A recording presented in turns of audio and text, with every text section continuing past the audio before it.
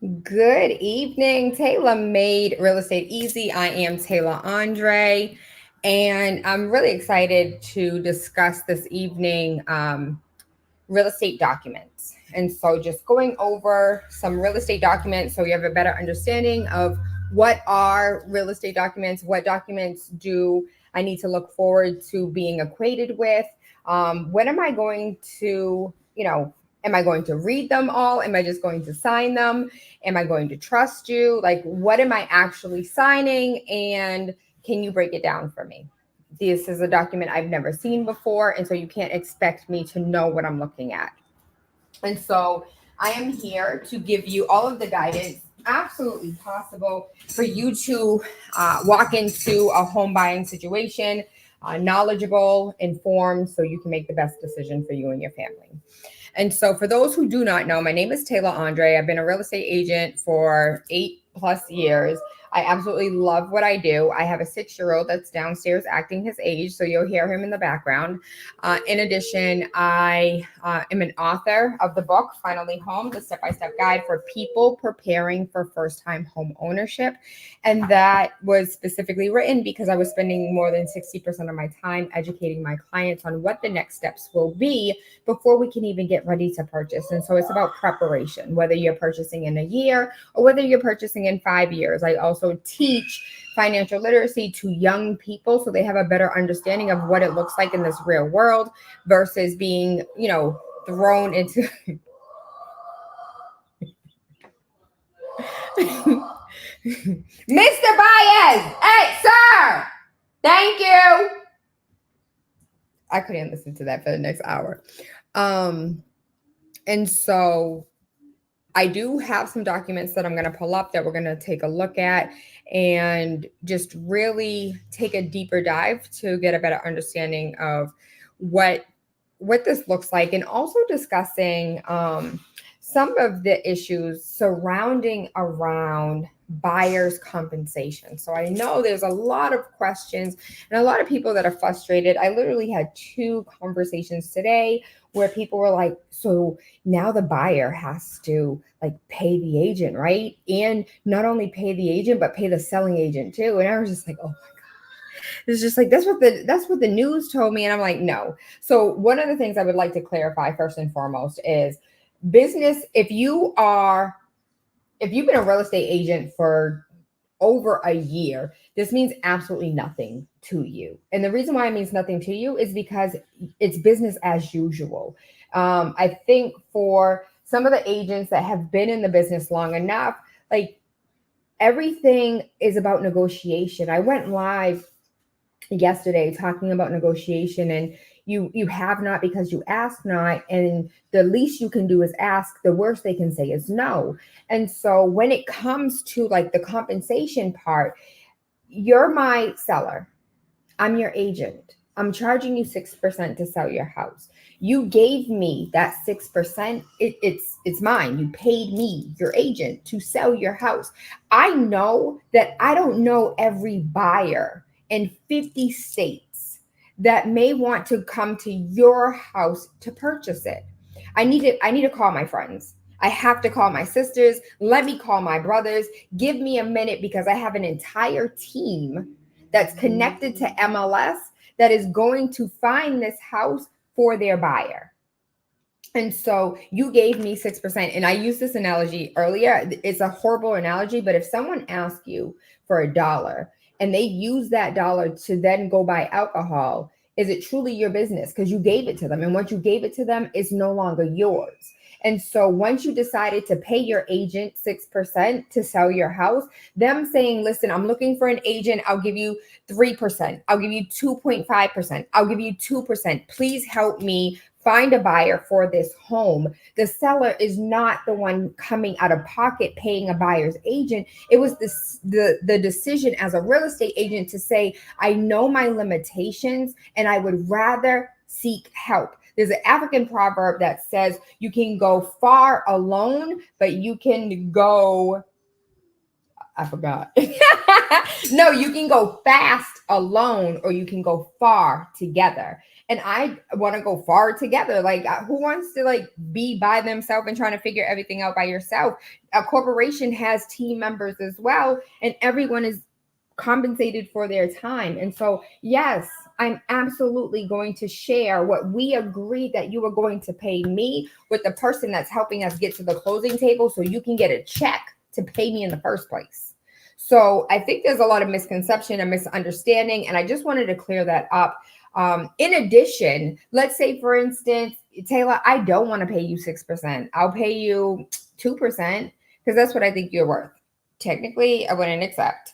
But if I were to accept, we would then have a buyer on the other side that would need a little help, would need a little assistance. We list your house for $500,000 and they say, listen, I'll give you $510,000. Can you give me that $10,000 back so I can give it to my agent for the last 7 months that we've spent countless of weekends together, driving around, calling around, sending emails, not getting responses, feeling like a stalker. And so if you get your seller's concession, that sounds more like the seller's paying for it, but it truly is the buyer because it's then rolled into their mortgage.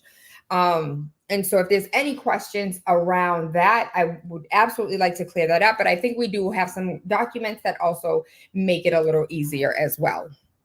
And so we're going to share screen and take a look at a set of documents that I typically share out to my clients.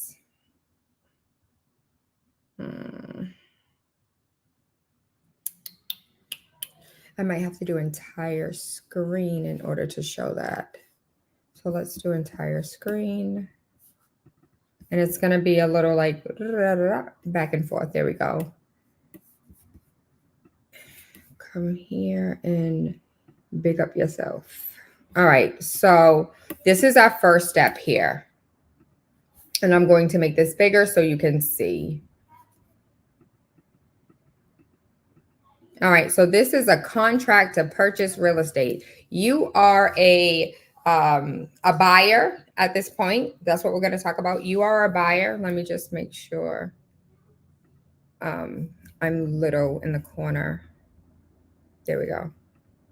So you are a buyer here, and these are legal contracts. These are absolutely 1,000%, take them to court. So this is for the buyers. Typically, we may not put the buyer's information here. And usually this is like owner of record. Sometimes you'll put the seller's name. It's not always. Like sometimes there are agents that are sticklers, like, nah, I want you to fill out your buyer's information and fill out my seller's information. And sometimes it's just like, as long as we have the information as far as like the address of the house, we're good to go. And so this is a contract to purchase real estate. This is buyers are signing this on behalf of their real estate agent. As a Massachusetts licensed real estate broker, which is Thumbprint Realty, is operating. So my company, sometimes I might put Taylor Andre of Thumbprint Realty as a buyer's agent, a seller's agent, a facilitator, or a dual agent. So a buyer's agent is you are the buyer, I am your agent, let's go find a house. A seller's agent is you are selling your home, I am your agent, let's go sell your home. A facilitator is an intermediary. It's like somebody who's acting like a real estate agent, but they cannot answer any questions because they do not have a license. I went to school, I took classes, I had to pass a test, and I do continuous learning every single year, in addition to my weekly training, in order to stay on top of laws, to stay on top of the market, to staying on top of trends, and just to be educated. But a facilitator is not required to do any of that, nor are they required to even be licensed. So a facilitator can be like a showing person who only shows the apartment or the house or the condo. And typically they get a lesser Like some people may say, I'm not paying a facilitator, 0%. Some people say I'll pay 1% to a facilitator. And that's for people who don't necessarily have agents, but have someone acting on their behalf. There's rarely ever that a facilitator is in the game. And if they are, they're typically a wholesaler that are flipping contracts and not necessarily engaged in these type of documents. And so a dual agent is like, Taylor, I'm selling my house here in Boston and I want to buy another one in Rhode Island. And so that's me acting as a dual agent. I'm your real estate agent as well. I'm your sales agent as well as your buying agent. There's also a dual agency form that says, you know what? I want you to get me the best deal ever. For me, I do see where it can be problematic, but it's a dual agency in the sense of like, I can represent you, the seller, and I can also represent them, the buyer. Why we don't have to talk on that now? I guess we do because I didn't do that form. So with dual agency, it basically, for me, I believe it puts you in a stronger position because I don't have to guess what the other side is thinking. So the other side doesn't always negotiate the way that you want them to. They're not always, for me, I feel like I'm able to understand both sides so much so that I'm like, this is what makes the most sense, right?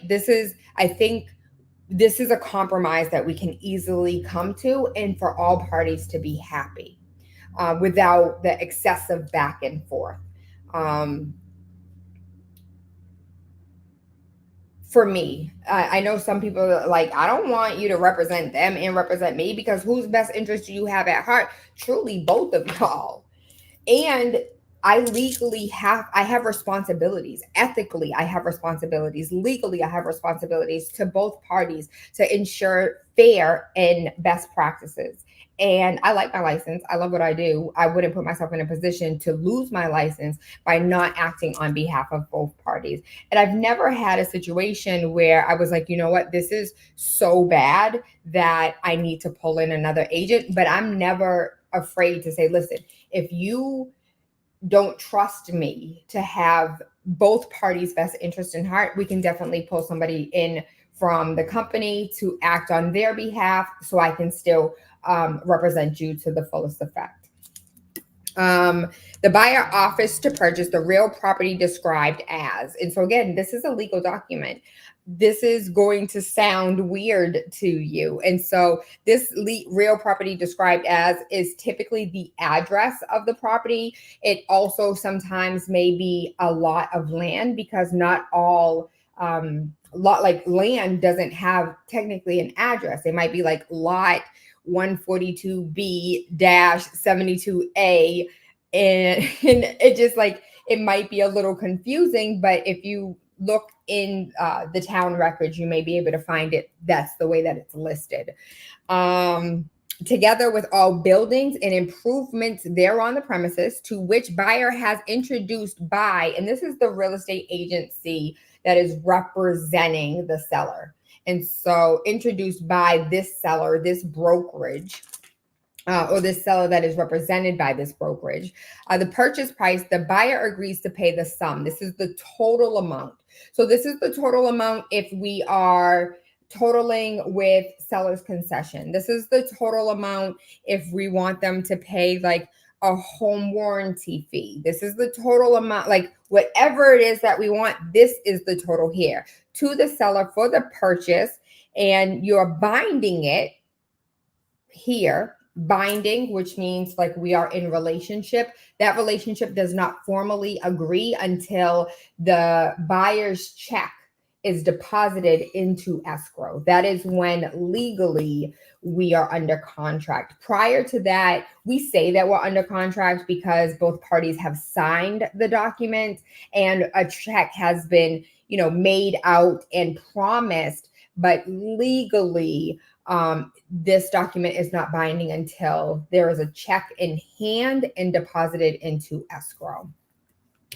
And so that's the $1,000 to bind. If sometimes it's $100 to bind. I've seen $500 to bind, just something. Typically in real estate, it's $1,000 to bind, and delivery here within to the seller's agent, or to be delivered forth upon the receipt of written acceptance. And so we had to change that language because sometimes an agent wasn't receiving a physical check but getting a wire transfer. And so there's COVID changed so much that we're able to do things that we previously couldn't do. And so these are the 2024 forms that, if you've ever purchased a house, probably did not look identical to this.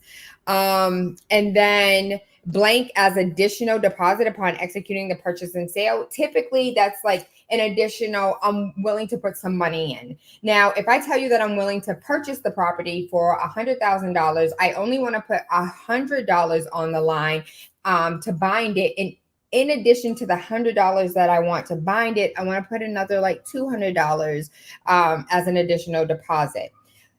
That's one example. Now, if I tell you I want to buy this house for $100,000 or $1,000, and I tell you, listen, I'm so serious, I'm putting down $1,000, and then at the purchase and sales agreement, which is like when the bank starts getting involved to start doing the documents, I'm going to put it down an additional $9,000. I want this house. I'm not playing any games. That speaks a lot louder than like, I'm putting nothing down and my binder's 500. Now, if you work with a program like NACA or a VA loan and you have zero down, that's really a conversation between the agents to say, hey, listen, I understand we are fully vested into this property. And when it comes to my NACA clients, I'm like, listen, we don't have to do anything crazy, but let's show them that we're willing to put 5,000 down. Let's put 1,000 to bind it, 4,000 at purchase and sales. And, this is in good faith because we're NACA buyers. Technically, we don't have to put anything down, but we want this house so much. In good faith, we're putting 5,000 down in order to give you the comfort you need to see how serious we are. Compensation to buyer broker. So this is the first time we've ever had this in a document. And prior to this, we just went to MLS and saw, okay, they're compensating 2%, they're compensating 3%, they're compensating 4%, whatever the compensation structure is, we could see it on MLS. Things have changed. That is the part of the law that has altered, that now we need this in writing. How are we going to be compensated? Are you agreeing to pay X% of the net or gross? And so let's say, for instance, the gross sale price is $500,000. The gross sales price is $510,000, using the same example from earlier. The net is $5,000. 500,000, because if we're saying we need buyer's concession, seller's concession, then we're saying in total, I am borrowing $510,000, but what's going to the seller is the $500,000. That's the gross is the $510,000. The net is the $500,000. Typically, we don't operate off the gross. I've actually never seen someone say, regardless of what is coming back or what's being returned, we're going to, if you're an agent, I've never seen that. I've been here for 8 years. If there's ever been a situation where you have seen that, please share with me, because I'm always willing to learn. But pay X amount percent towards the net of the sale price of the premises, or a flat fee of, you know what, Taylor, we'll do $5,000 to Thumbprint Realty. So let's stop here for a minute, because compensation to buyer's broker, the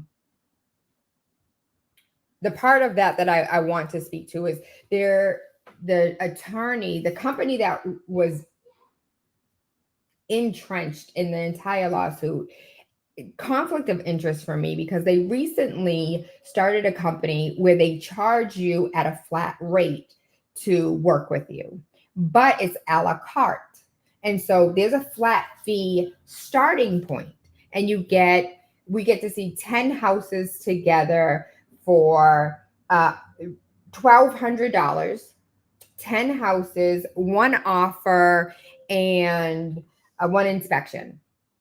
If you've been in this market, you already know you've seen more than 10 houses.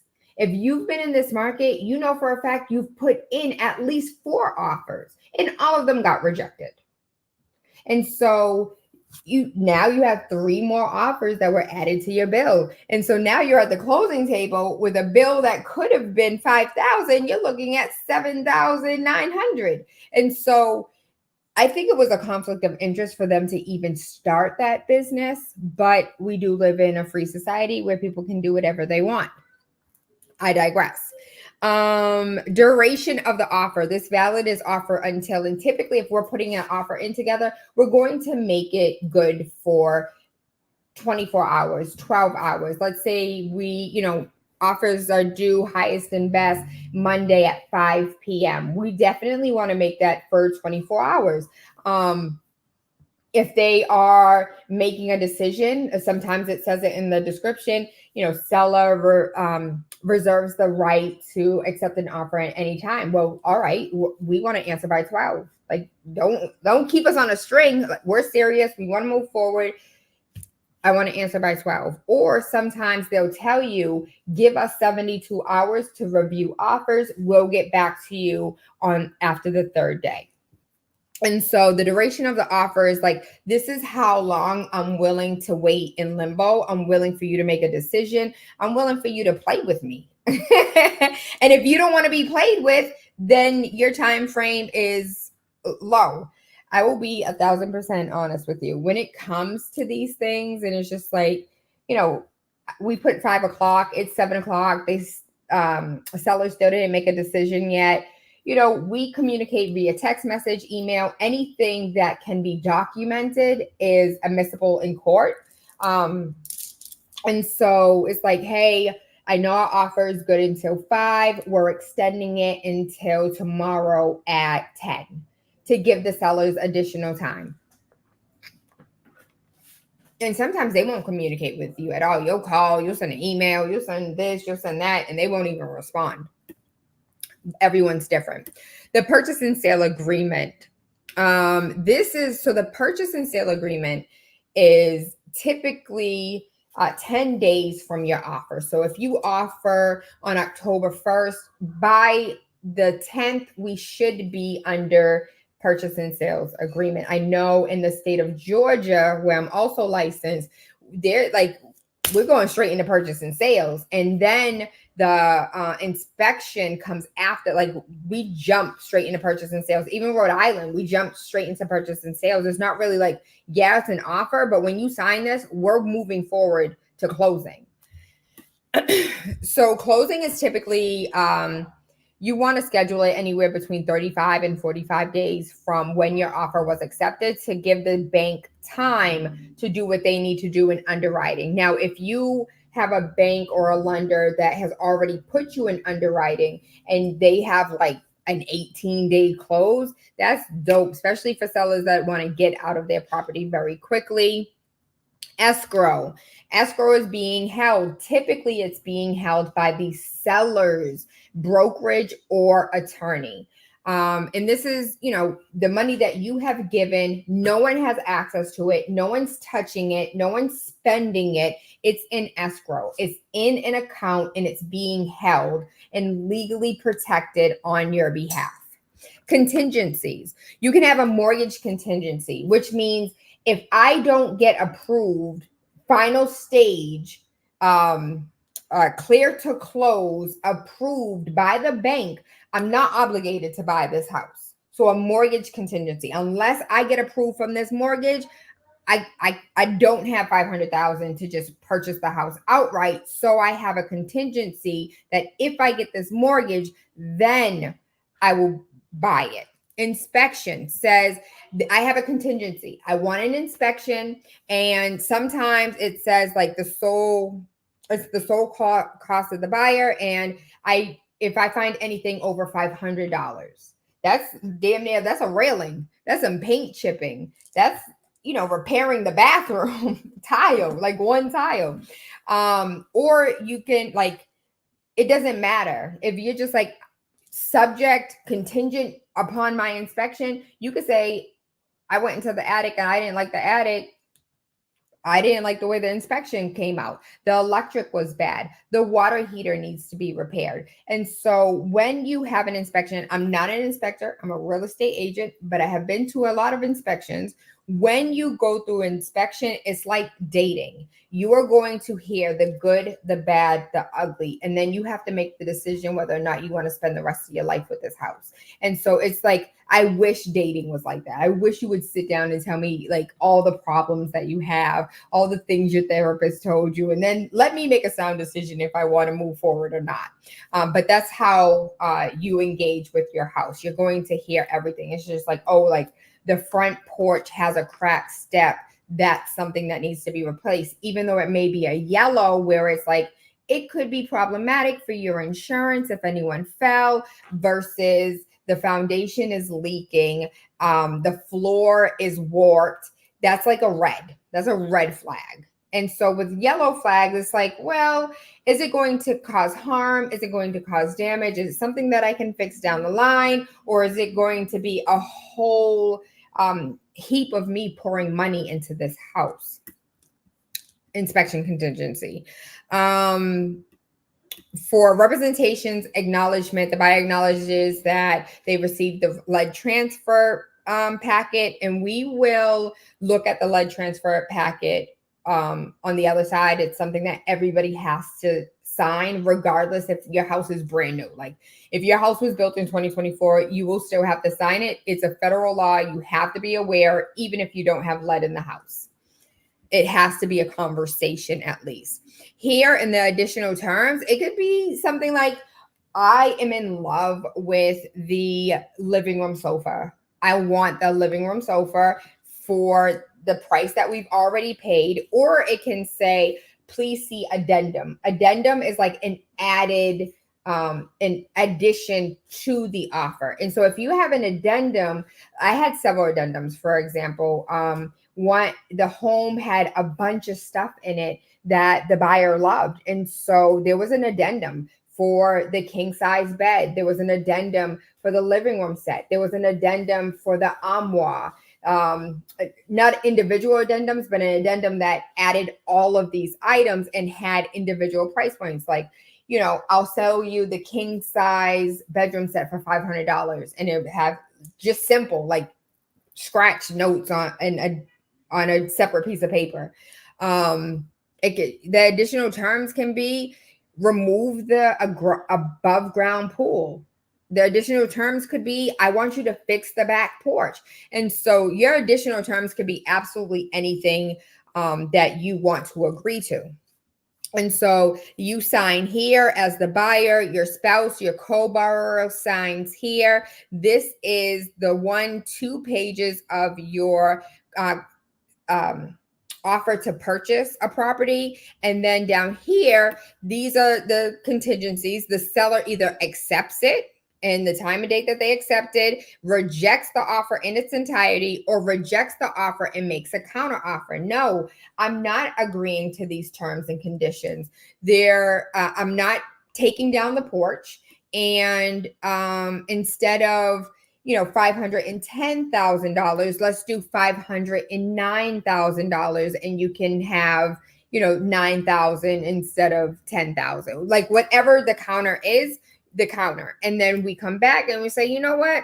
I either accept the counter or I reject the counter, and I'm countering again for us to get to our happy medium. And so this is that was a lot. So let me pause here and see if there were any questions that I missed. Nope, absolutely not. Let's get back to it. All right. Exclusive buyer's agreement. So this is, I us agreeing to work together. And so this is the exclusive buyer's agency agreement. You are exclusively working with me. I am jealous. I'm a Taurus. I don't want you working with anybody else. I don't want to go to Lexington to go show you a house, coming to find out you went with Brett to go to Milton to go look at another house. I don't cheat on me. Don't mistreat me. If you don't want to work with me, then tell me and we could just cancel the agreement altogether. But what you're not going to do is play with me. And like, that's every agent. We do not like it when you cheat on us, because we do put a lot of time, a lot of energy.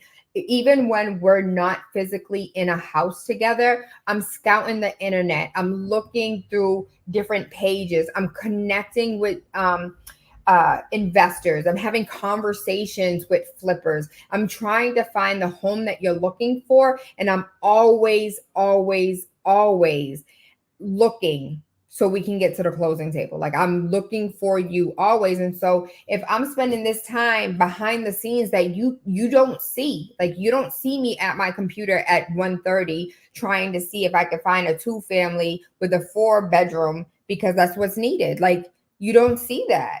But what you see is, oh, like she took me to 5 houses and I just went with somebody who brought me to see one. Yeah, that now this person's mad at me because they thought they was getting you as a client. They have a new client they're going to show a house to, and you have a whole agent.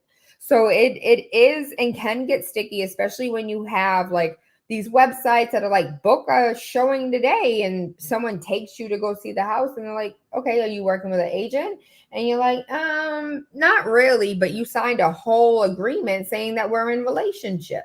And that's really where people get frustrated and annoyed. And that's all parties, because you now as the client and like, this agent is frustrated and that agent is frustrated, and everybody just like, everyone just wants me to work with them. And like, I don't want to work with one person. I want to work with whoever's going to be able to show me the house.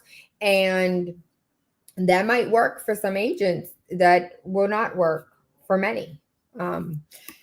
And so what are we doing? We, the buyer, hereby grant to Taylor Andre of Thumbprint Realty, local to procure real property acceptable for the buyer's purchase. The term of this agency will be from this time to this time. I don't want to sit in front of my computer updating paperwork all day. We're going to be working on this for a year. In my experience, we may be in the market for a year. So let's go ahead and just make this good from 1 year to the next year. The least amount of time that I've ever done was 6 months. And it was because they weren't in the country for long. And they were like, if they couldn't find anything, they were just going to go out the country. So, all right, that's cool with me. Whatever works for you. Additional provisions. We may take a break. And at any time, we pick up again, or subject to auto renewal at the date agreed upon above. If we have not purchased anything, this is to auto renew. So we're not always coming back into the paperwork and having to sign up for new things. Broker services. What are the services? Agrees to use reasonable efforts to locate real property. You know what? Actually, because when I think about it, there have been unreasonable efforts that I have went to. Unreasonable efforts that's acceptable to the buyer, and to assist final decision whether or not a property is acceptable for purchase, and shall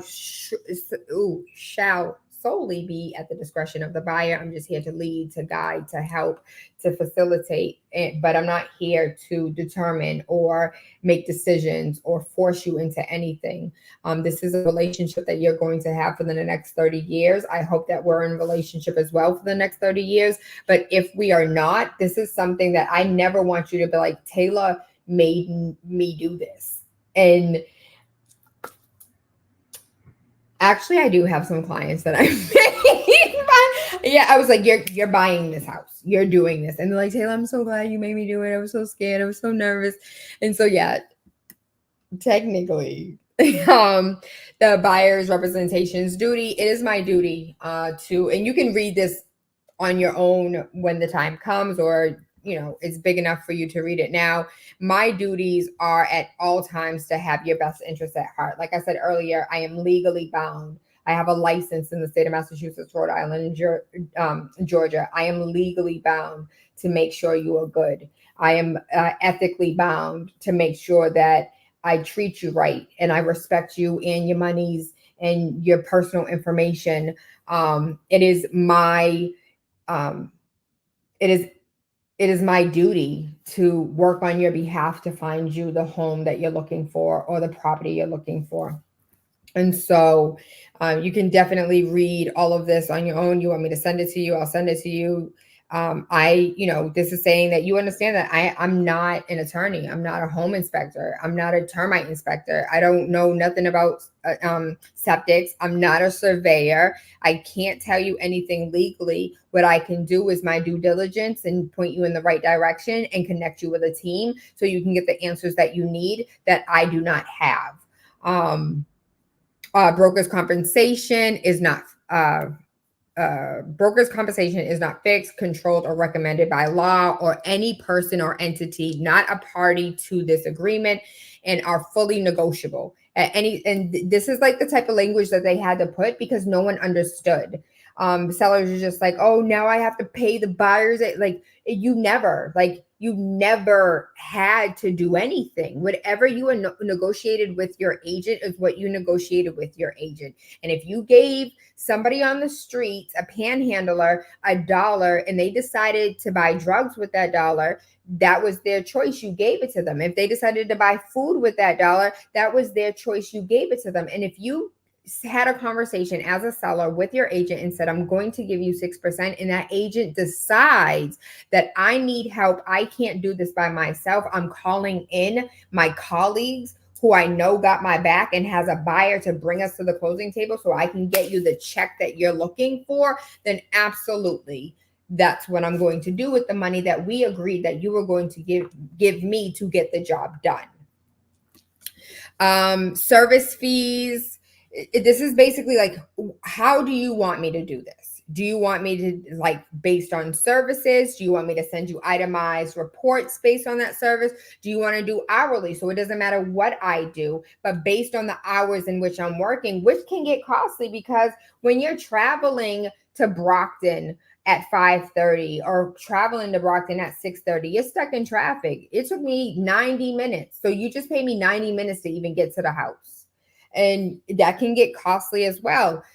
Or a commission, flat fee or gross.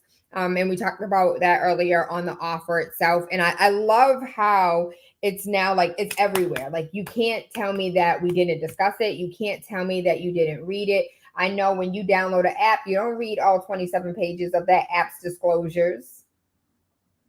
I'll wait for someone to tell me they do.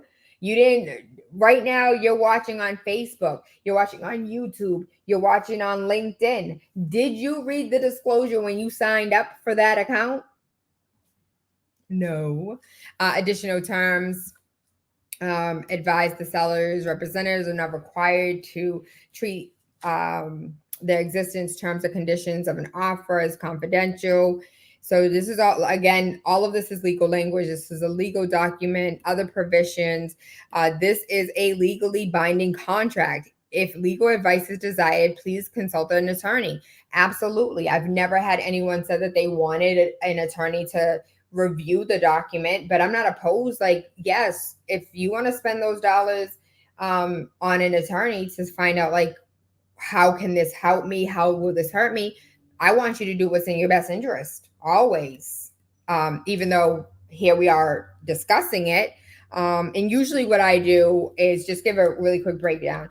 There are some legal documents that I have to send to you on behalf of Massachusetts and for me to be like within law for my real estate license. If there's any questions that you have, because I feel like it's pretty self-explanatory, prior to signing, after you sign, I'm here to answer any and all questions you have. I want you to feel comfortable. I want you to feel confident. I don't want to bait and switch you into signing anything that you don't want to sign.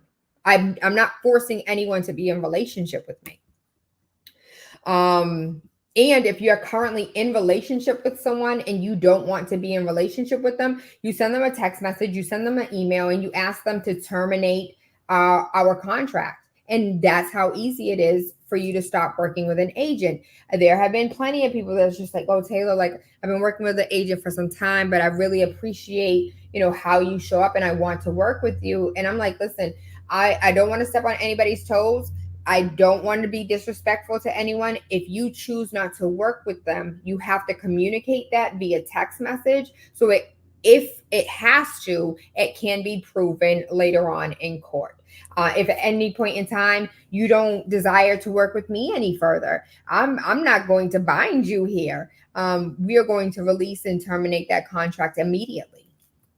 This is the authorization to offer buyer broker compensation addendum. This is language between the agents for us to have this conversation. So you are the seller. I am the agent selling the house. We're filling this out to offer the buyer's broker some compensation, and whatever you choose to do, I agree with how you set this up.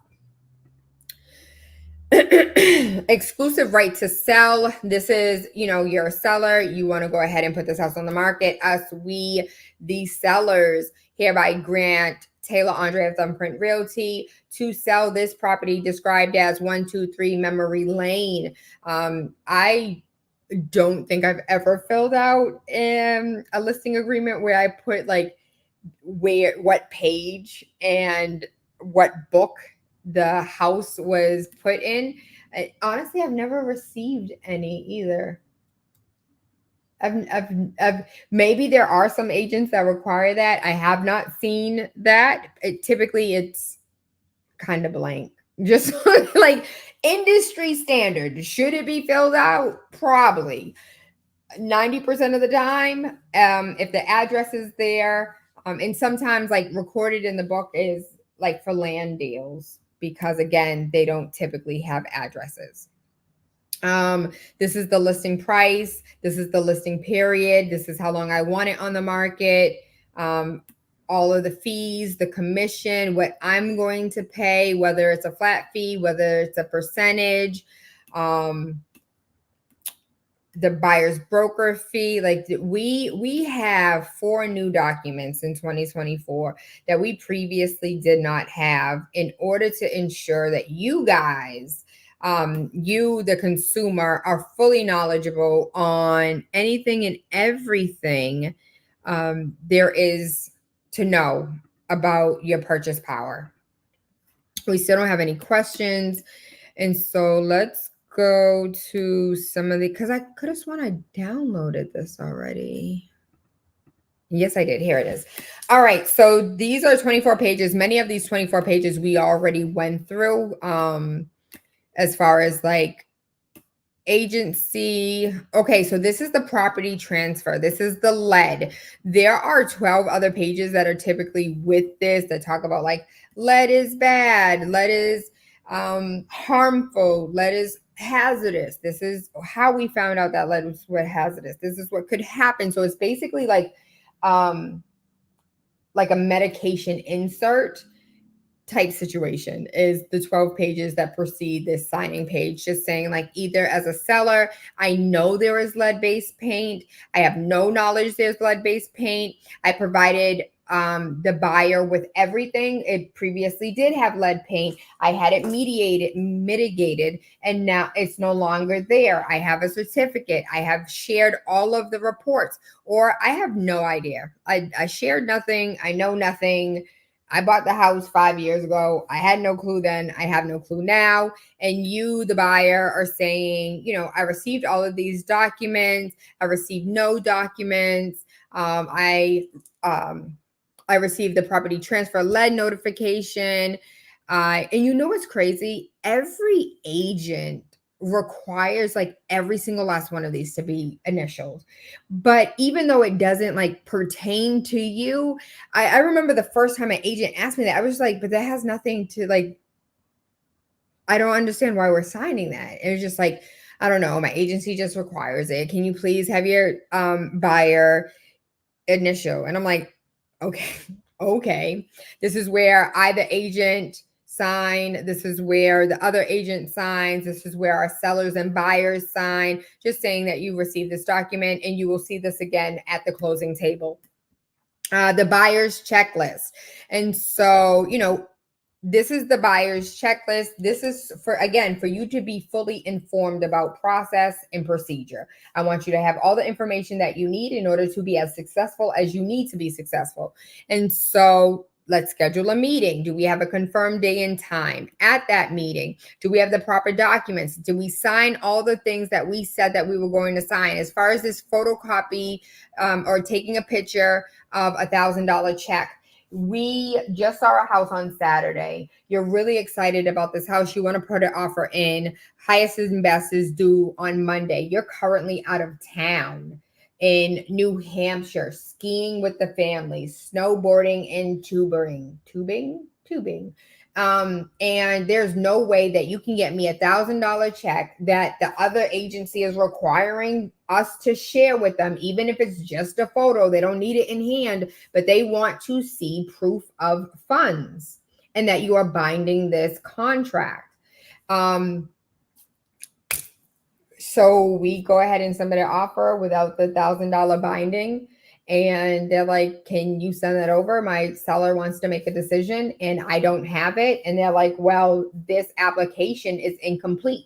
This offer is incomplete. You're missing that document. Now we asked out and our offer means nothing because this particular stickler of an agent wants to see a copy of that check. And if we don't have a copy of that check, and it has happened before, it absolutely, you would think like, my clients are currently out of town, give me until Monday when they come back. Not only can I send you a copy of the check, but I can give you the check in your hand. Absolutely not. I've had stickler agents that were like, your application, your offer is incomplete. I'm not presenting it. It's happened.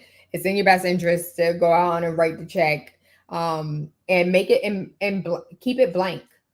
Typically what I do is I put it in my signature service. It's a blank copy. I'll write the name of the company that that's going to be the escrow agent. In the memo, I'll put the address of the property. And then in the top, I'll change the date. So that way you're not ripping out checks every 5 minutes in an age where everyone's zelling everything. The buyer questionnaire, provide buyer with the buyer expectations checklist, the wire fraud, recommend client to seek an attorney, provide a copy of the home inspection fact report, search and visit, add client to whatever, program we're using at the time, contact the loan officer and confirm the closing requirements, because some loan officers, like I said earlier, are like, listen, not only did we take all their documents, but they're already in underwriting. All we need is, 15 days. We can get them to closing. Some people are like, I can do it in 21 days. Some people are like, well, we haven't started underwriting, so we need the full gamut. I need 35 days. And some are like, we are VA. The VA works slow out of our office. We need 45 days. And so you just want to check in with the loan officer, the bank, or the credit union just to find out what their stipulations are, because every lender is different and has a different process and procedure as to how they pre-approve their buyers.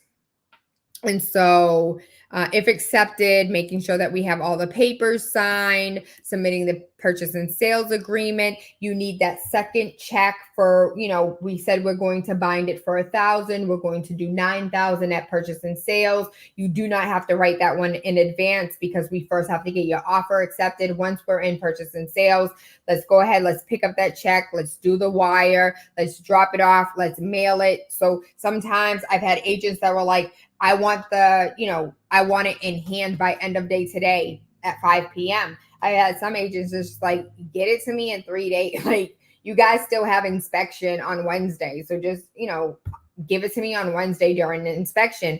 And then I had some agents that were like, you know what? We don't even use checks anymore. You can wire it. You can Zelle it. You can do this. You can do that. We have a platform. And so there are different ways of handling that. we do celebrate. That's like a milestone. Hey.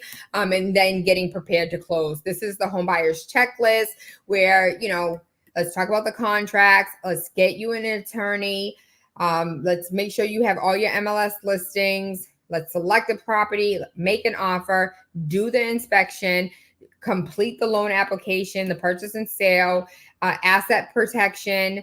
This is when we are buying a house, I don't care if we're in purchase and sales or not. When we are in the process of buying a house, you're not going on vacation unless you already paid for that vacation. We are not increasing any of your credit cards. You are not buying gifts. You're not buying shoes. You're not buying a vehicle. You're not putting anybody on your credit, nor are you going on anybody else's credit. Right now, we are protecting you and your money and all of your funds. No, your kids can't take the credit card to go do what they want to do because it's school shopping time. We have to be mindful of how much savings you have, what your current credit score is, and keeping your utilization down. So if you do have a lower credit score that's in the low sevens, high sixes, we don't want you coming out of the bracket where now all of a sudden we have to rework your pre-approval because your credit score has decreased and now your loan amount has decreased because your utilization's too high. Like, it's just, we don't want no problems, period. We're going to do the appraisal. The appraisal is when the bank comes out and says, okay, 3 bedrooms, 2.5 bathrooms, 3 acres of land, kitchen looks like it's in prestige condition. The roof needs to be repaired. You know what? They offered $510,000. I am taking a look at properties in the area, and I think the house is worth $520,000.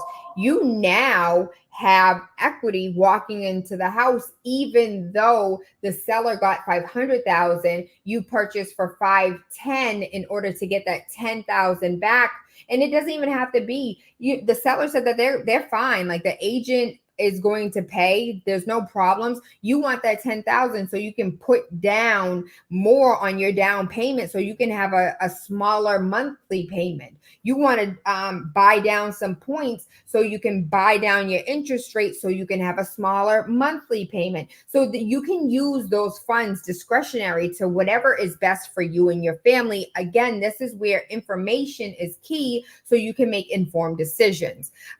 Insurance binder. Once we're in the purchase and sale agreement, and that's when you should be looking at different insurances. They're going to need the address of the house, the square footage of the house, and they may ask you other questions like, do you have a dog? Do you own a gun? Does the property have a pool? And they do their like satellite type situation and give you a quote based on that. The HUD is the government finally reviewing all of the everythings. HUD isn't just for FHA. It's the housing. It is the Department of Housing for the United States of America. And so they are going to review all of the documents, making sure that you did not, this isn't drug money that came in from Colombia. You've had this money in your account. You have a job. You can substantiate where all of these funds are coming from. We're going to, take a look at your complete paper trail. We're going to do the final walkthrough. Let's say we're closing on Friday. We're not doing a final walkthrough on Monday.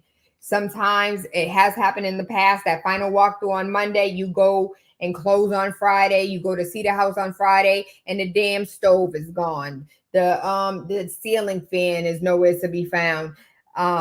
There's a movie, I forgot what it was. I saw it on a meme on Instagram, and it was like, I feel like it was Chevy Chase who was just like, oh yeah, we're selling our house. And you're just like, cool. And he was just like, we're taking the cabinets. Just kidding. We're taking the floor. Just kidding. And then when they did their final walkthrough, The cabinets was gone, the floor was gone, the toilet was gone, the kitchen sink was gone. And it was just like, what did we get ourselves into? Like, we literally just bought a shell of a house. It's important to do, I like to do my final walkthroughs. If we have like a 9 a.m. closing, let's do it the night before. If we have a 12 p.m. closing, let's get there at 9 a.m. and walk through the house, make sure everything's good. Some issues that have come up in the final walkthrough. You said that you were going to leave the property in broom swept condition, but there's an entire mess in the backyard of dog feces, of trash, of metal containers. Like, no, we didn't agree to this. You said broom swept clean condition. Everything's supposed to be out of here. Why is there still stuff in the house or on the property? Or why is there a hole in the wall? One time we had a broken window. There was one time there was a bullet that went through the window. And so not only did we have the broken window from the bullet, but we also had a bullet hole in the middle of the wall. And so there's just like, you never want to leave it to chance. Leave the smallest window for there to be a margin of error, and do your final walkthrough right before your closing. Then we hit closing, even though you just spent 45 minutes signing a million documents that your attorney is going to briefly go over and tell you, sign here, sign here, sign here, sign here. This means this means that. You're not reading every line. It's over 100 pages, and that's like a small packet.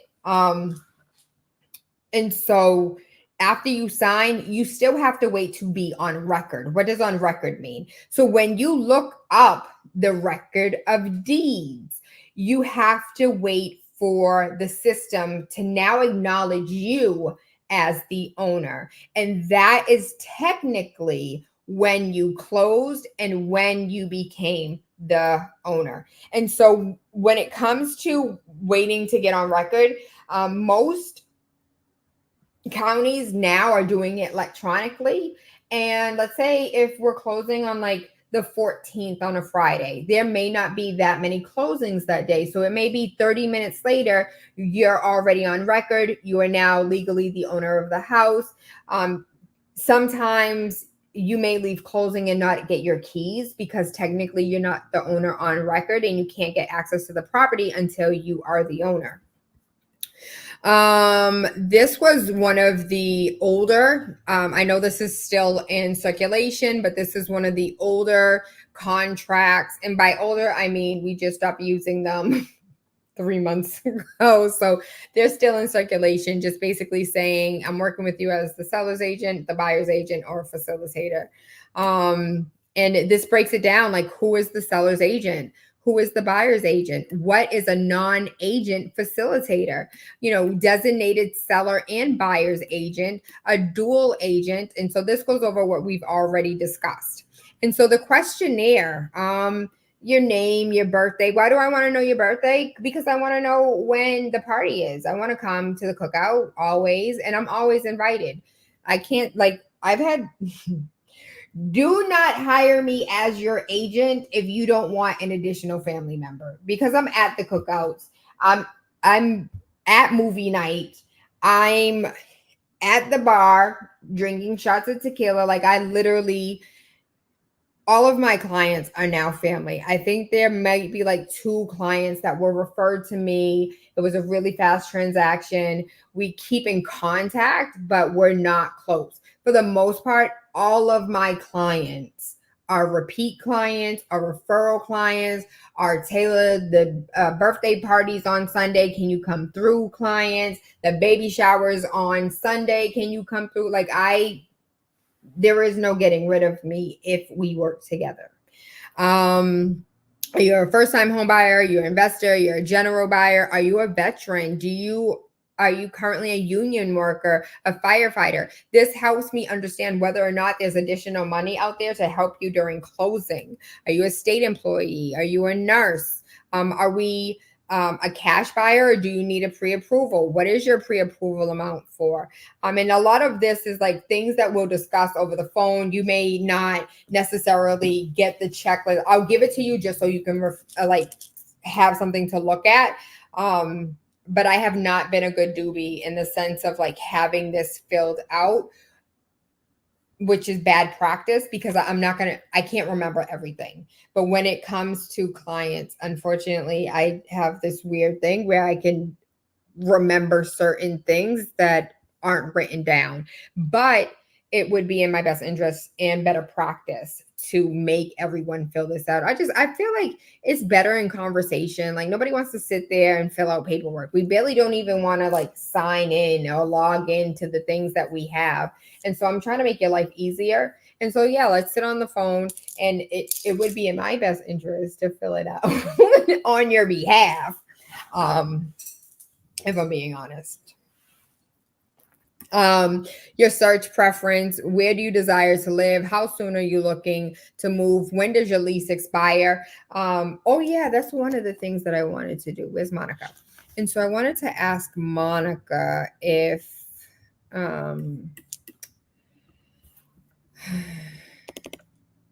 in the state of Massachusetts, is there a law that says your apartment or your landlord has to release your contract if you are purchasing a home?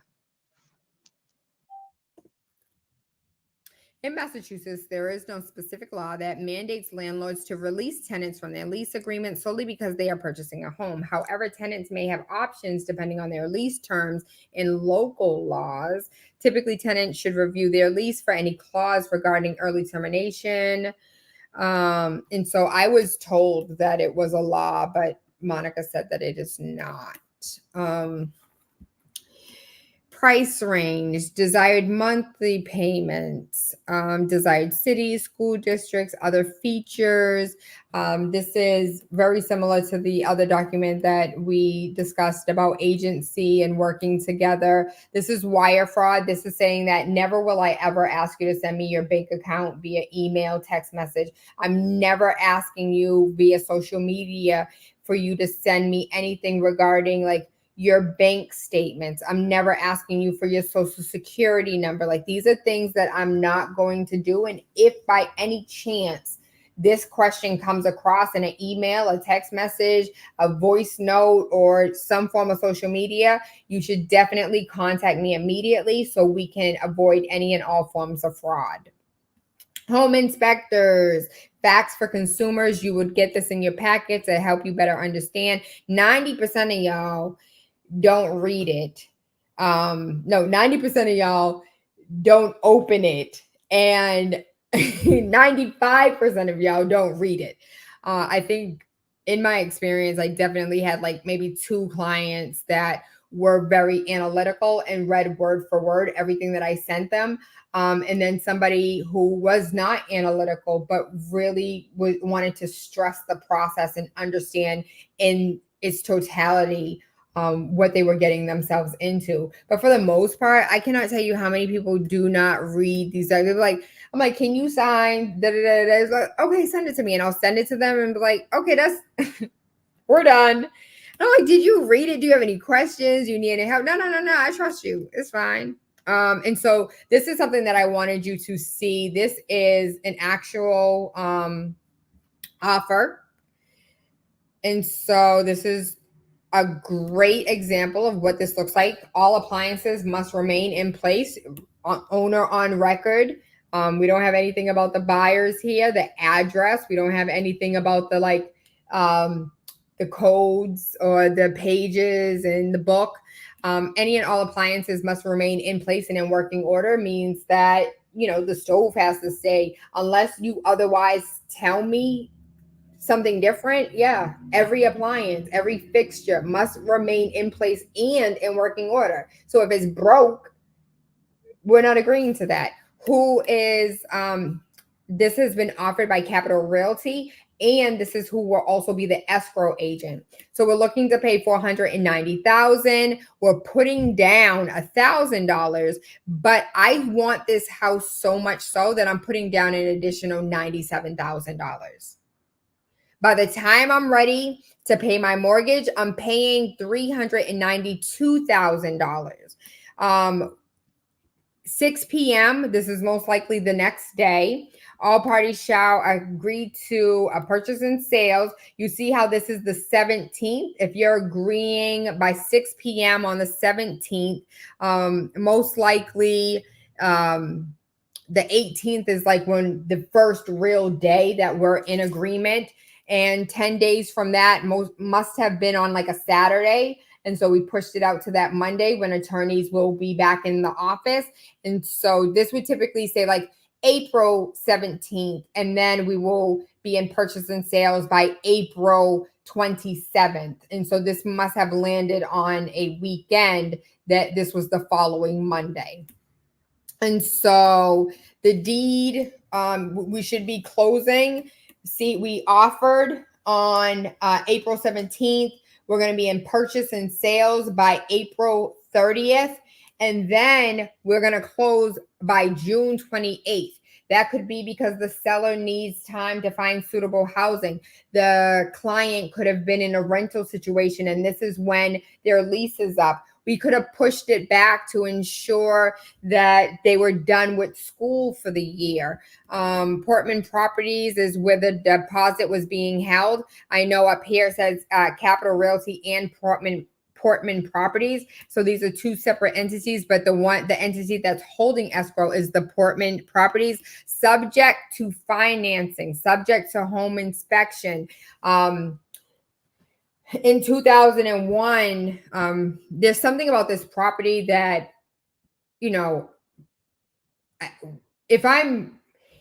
don't remember this, but if I'm looking at this the way that I structured this, the reason why down here does not say subject to appraised value is because I already thought we were getting a deal on this.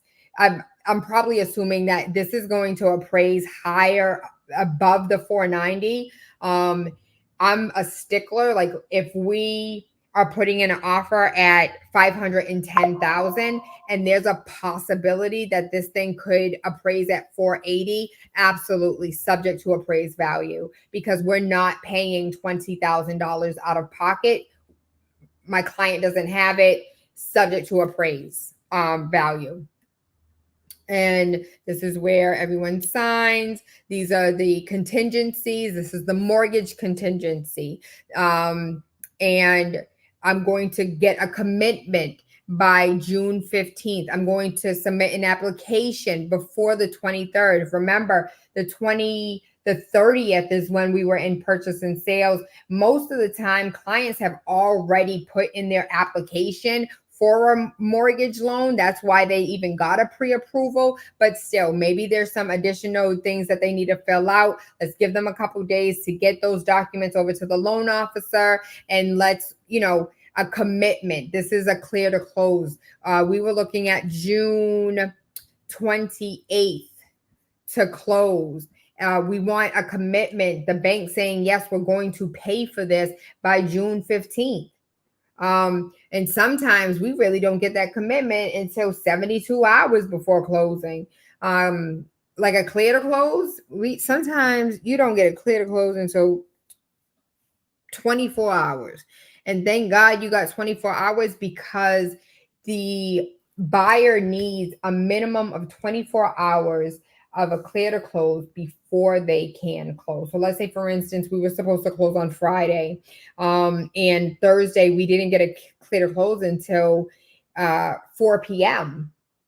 We're not going to be on record. Even if we're able to close tomorrow at 4 p.m., we have a very small window to get through all of those papers, because the bank is not going to print those papers until 24 hours. And so we have a very small window between 4 and 5 p.m. to get all of the papers printed and organized, to get all of the signatures taken care of, all of the notary items to be addressed, all of the signing agents to sign, and then for that to be sent over to the registry of deeds, to the county records, and for it to then get on record. And so we may have already finished the entire process on Friday, but there was already a queue or a line at the registry of deeds, and now we're waiting until Monday you can't get the keys until Monday. So like all of that plays a role into things, but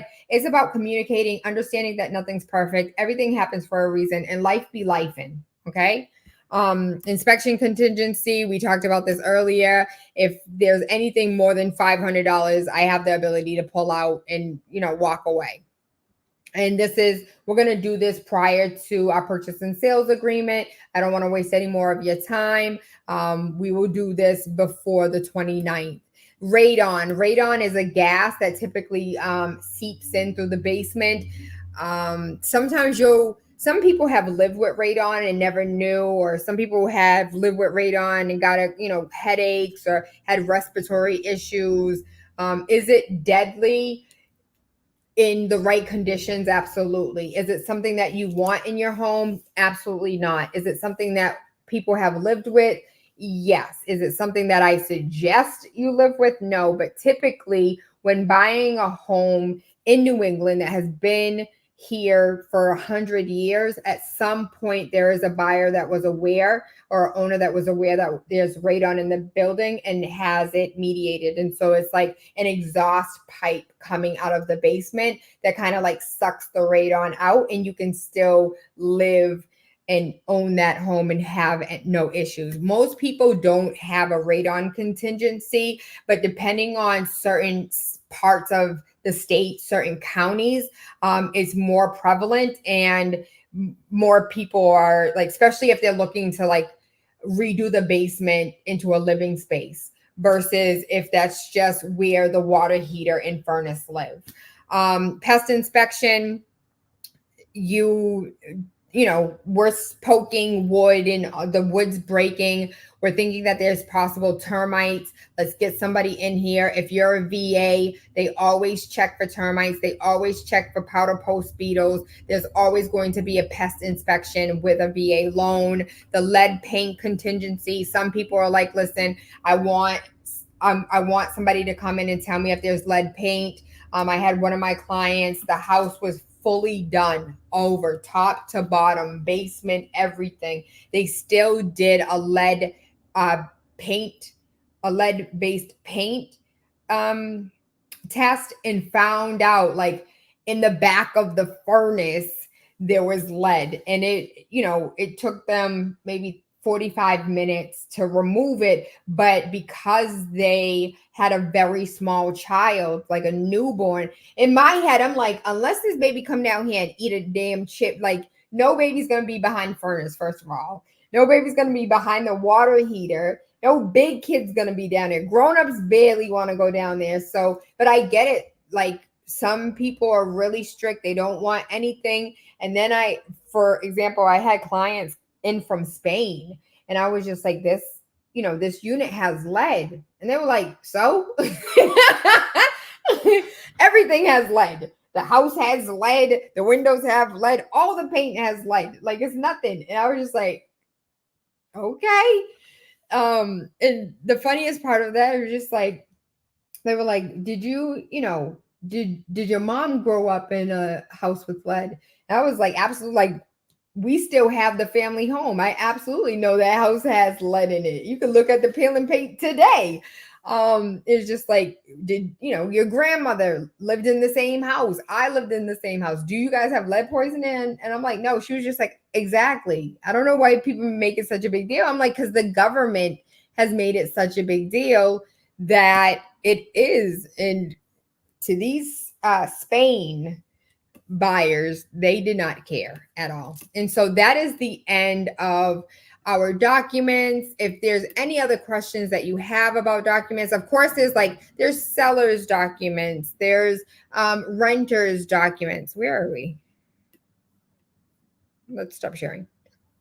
There's all these other documents for a host of different aspects.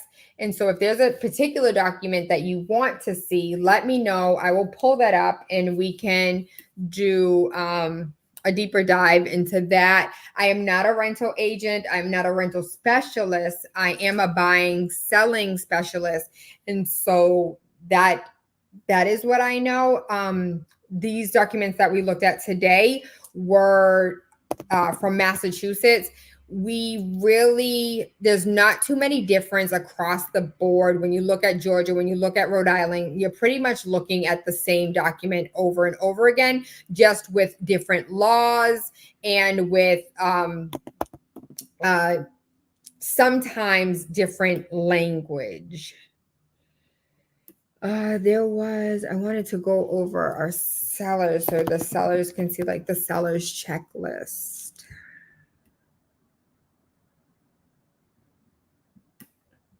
Okay, so for my sellers, this is a property condition statement. And this share screen. Let's just share the entire thing since I don't know where this thing lives. All right, and so this is a seller statement of the property. And so multiple things. I may have you fill this out so I can get a better understanding of the property myself.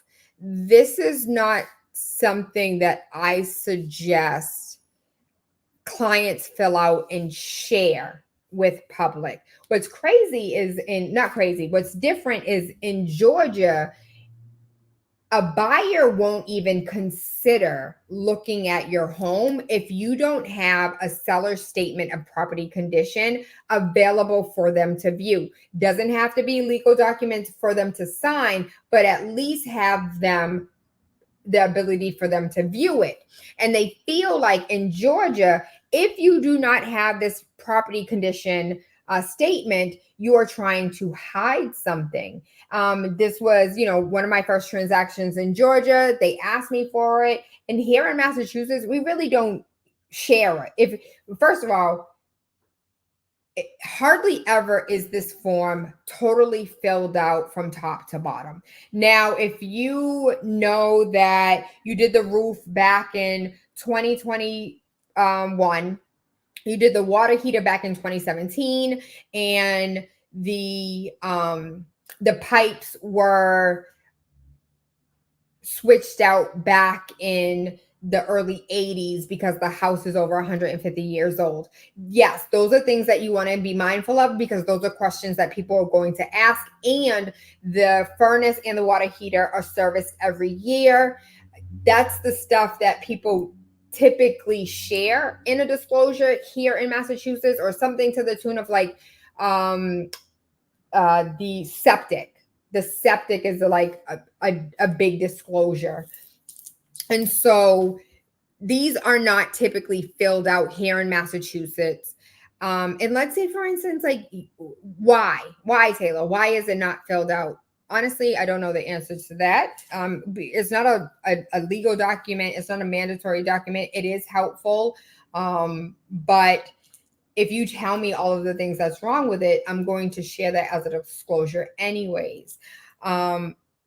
The reason why this could be hurtful to a seller, if you make this part of like you signed it, you shared it, and the other party signed it as well, it's like you're agreeing these things to be true and honest. And some of these things you may not know the answer to. So even if it's like NA or like unknown, taking the time out to be like, all 82 questions are unknown. And so, but let's say, for instance, you're like, is there an easement or a shared access or shared parking or a right of way? And you say, no, there isn't. And then coming to find out somewhere on the deed, when we get ready to close, they find that there is a shared driveway or a shared something way back and when. And it's like, well, you told me there wasn't, and now there isn't. Now there is. I may want to take legal actions against you. It puts my sellers in a position to be vulnerable, even if they are being very honest and very transparent.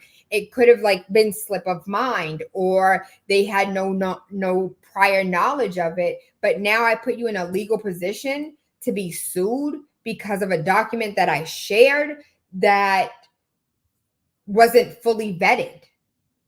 So I think it is important, even as a buyer's agent, I think it is important to know what are the disclosures. What did your client tell you about this house? What can you share about, they got water in the basement for years, and then they ended up getting a French drain or a sump pump, and so water no longer comes in the house, but they have an automatic sump pump that has been working for the last 6 years, 5 years, and they have not received water in the basement since then.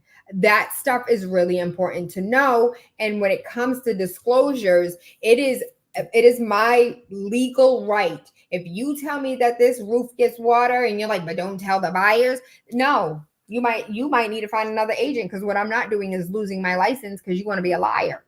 Now, if you didn't tell me that the roof took on water, I'm not an idiot. I can definitely see the water stains on the ceiling. And if there's not water currently dripping, at some point in time there was. And buyers are not dumb, and nor are their inspectors. And so it's in your best interest to be truthful, to be honest, because the same do unto others as you would have others do unto you. Like, how would you treat yourself? And that's a big thing for me. How would you treat you? What would you want you to tell you about this house? It's like, oh, the other agent, when I bought the house, the agent didn't tell me, the other buyer didn't tell me. So is that the right thing to do, for you to do what was done to you? You want to put somebody else in harm because you were hurt people, baby. Come on, let's do something different. But I digress. If you want to answer any of these questions, if you want to show like, this is what I know, but I don't want to sign it, completely understand. It's discretionary.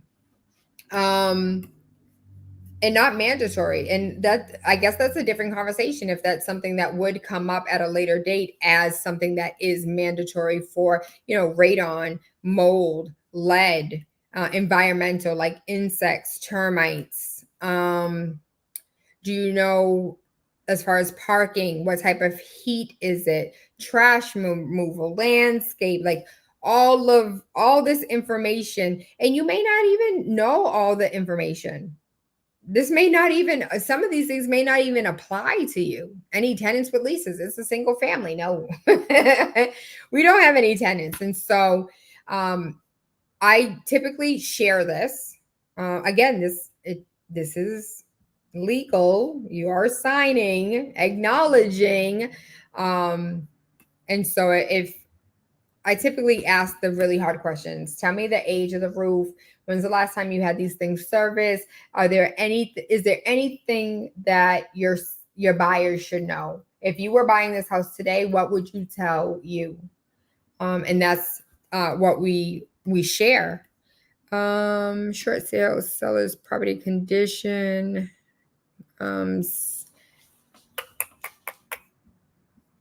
Where is my intro?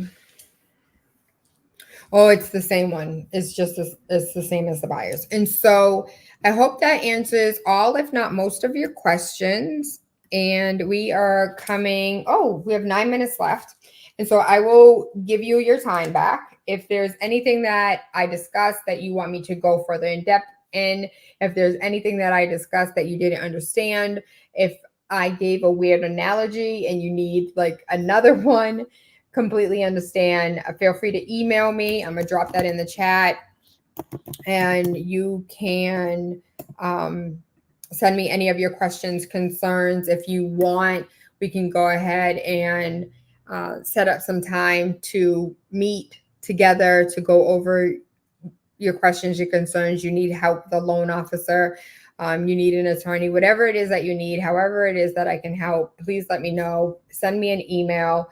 I have an amazing team that either myself or my executive assistant will get back to you and to get you on the right path and get you to where you're trying to be. And so today was really important to me. This is not something that I've ever done before. I've never done a documents or a deep dive into documents or showing what these documents look like. And I hope they were helpful. I know it can be a lot for those who have never seen these documents before. I know it can feel overwhelming, especially since these are legal documents and you are putting yourself in a binding contract. And so I hope I answered all your questions. I hope I made you feel comfortable. I hope you have a better understanding of the law in regards to buyers agents and commissions and stuff like that. And if I was not clear about anything, I can absolutely answer questions. I know Brian's going to kill me if I don't pull this thing up and make sure I get the questions that were sent over in advance. This is like the first time I'm losing my voice just talking. 10 common questions about paperwork. What documents are needed to sell a house? Sellers typically need the property deed, a settlement statement, and any disclosures. And so you're a seller, the first step that we're going to do after we go ahead and sign all the documents is for you to go ahead and call your mortgager, call your lender, find out how much, what is the settlement statement? What is it going to take for you to close out this mortgage? How much do you owe them? And you can always ask. You can ask for fees to be removed. You can ask for penalties to be removed. You can the least you can do is ask. The most they can say is no. And so ask them if they can get certain things taken off. And so I had a client one time that was selling their home. We looked at the settlement statement, and because there was like problems with the home and they were back on their mortgage, there was an administrative fee of $15,000, unitemized, straight administrative fee, $15,622.42. 42 cents? Breakdown. Show me how this accumulated to this number. Because it wasn't like a $15,000 flat. This is the fee that we charge you because you're 6 months behind on your mortgage. This, like 42 cents, my dude. I need to understand every decimal point of where that number came from. Absolutely no explanation given, no itemized receipt given, no nothing. And I was like, listen, I have no idea what this 15,000 is. And for me to talk to your bank or for your lender, you would have to like write a letter, say like, I want Taylor to speak on my behalf. But for the most part, these are questions that you can ask. Is there any way that you can minimize these fees? Are there any way, like these are corporations. They're going to hit you with everything in the book. The least you can do is ask. The most they can say is no. What's included in the purchase agreement? I believe we went through that. It outlines the terms of the sale, including the price, the contingencies, the deadlines, and the responsibilities of both the buyer and seller. For example, the buyer is going to, come in and take off the chip paint before FHA comes in and passes or fails it, or the seller is going to remove their above ground pool. What is a title report? A title report confirms the legal ownership of the property and identifies any liens. So if you had like a mechanic's lien, AKA you were getting your roof done and the roofer never came back to finish, but they sent you a bill for $6,000. You didn't pay the bill because they didn't finish the roof. And now you both mad because you can't close because they want their $6,000. And you're like, well, either get on the roof and fix what you said you was going to fix or take that lien off. It has been an issue in the past. Different claims, basically, for example, especially like in a probate where you believed because your mom died that you can sell your mom's house, and now all of a sudden your cousin that used to live with your mom 10 years ago is saying, this is my house. Like, my auntie loved me. She didn't even mess with you. She didn't even like you like that. You weren't here for her when she was sick. I deserve to have this house. I paid the rent. I paid the mortgage. I did this. And so now all of a sudden there's a claim on it. Somebody else is claiming that house to be theirs. And so the title report just really protects you from anything in the past that house had an issue with. And so when you get a free and clear title, it's saying This title has no issues. It has no liens. There's no legal ownership that someone else is claiming. And typically, no, not typically, those things have to be resolved if you are financing. If you're purchasing with cash and the title comes back dirty, that's on you. If you don't care, it's your cash. The bank isn't holding you accountable. We got 2 minutes, so let me make this really quick. Closing documents include the final settlement statement, the deed transferring the ownership, the loan agreement, among other paperwork. Again, it's going to take you a good 45 minutes to sign all those documents.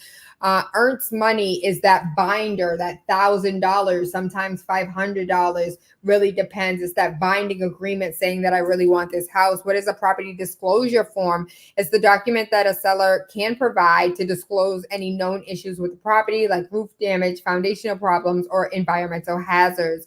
What is an escrow agreement? It involves a third party holding on to the funds during the transaction to ensure all conditions of the sale are met prior to closing. What does a mortgage pre-approval letter entail? It shows the lender that the buyer, it shows from a lender that the buyer is financially qualified to purchase the home and gives the seller confidence in the buyer's ability to close the deal. What is a home inspection report? It is a dating opportunity for you to sit down and figure out everything that's wrong with the house so you can then figure out if you want to move forward with that home. What happens at closing? Closing is when all documents are signed, payments are made, and the property is officially transferred over to the buyer at 123 Equity Lane. Thank you. I love you. I appreciate you. I hope I took care of you this evening, and I look forward to seeing you next Thursday evening for another Taylor Made Real Estate Easy edition of our time together. Have a good night.